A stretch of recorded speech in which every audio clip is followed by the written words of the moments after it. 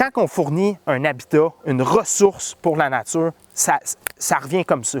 Fait que fini le gazon là, en banlieue, là, planter des fleurs. Il faut des fleurs, il faut des arbustes fruitiers, il faut des conifères, il faut de la diversité.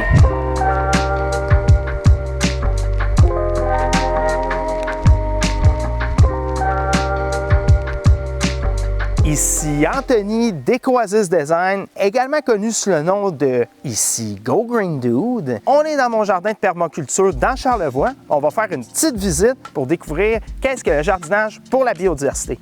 Suivez-moi! Bienvenue dans mon jardin, là où l'humain et la nature cohabitent en harmonie ensemble. Fait que ça ici, c'est la première section, c'est ce qu'on appelle un peu le jardin d'ombre. C'est sûr qu'on est avancé en saison, fait que la floraison n'est plus comme qu'elle était. Ça, j'ai réutilisé un vieux frame de trampoline. Je suis en train de faire grimper des petits kiwis arctiques.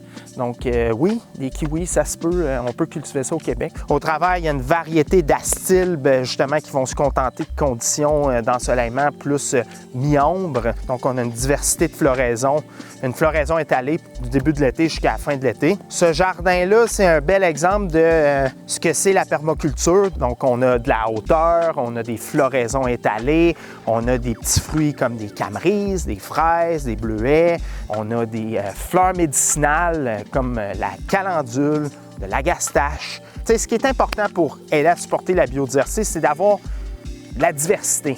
Et ça le dit. Fait que tant au niveau des types de fleurs, des types de végétaux, des types de matériaux qu'on utilise. Donc, on a du bois, on a de la pierre. Les pollinisateurs sont super importants.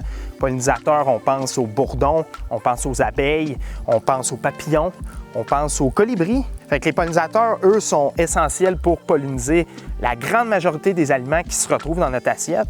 Donc, de leur donner des habitats, de leur donner de la nourriture, de leur donner des sites de nidification ou d'hibernation, c'est essentiel pour la création d'une société qui va être durable à long terme. C'est un jardin, pour moi, c'est un jardin qui doit être au service de l'humain, mais avant tout de la biodiversité. C'est un moyen facile, accessible pour avoir un impact positif sur l'environnement qui nous entoure. Ces écosystèmes-là existaient avant nous.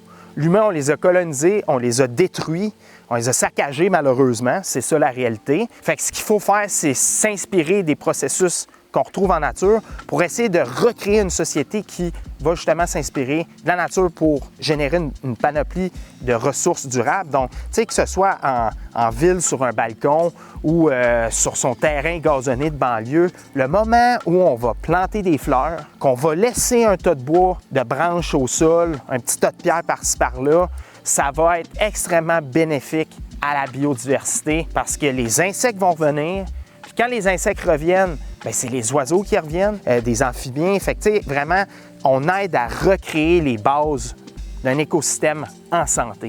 Fait que c'est de recommencer à la base, de juste réapprendre à vivre dans un environnement qui est... C'est fini, les petits gazons. Ça, c'est fini. On n'en veut plus de gazon. En tout cas, moi, j'en veux plus.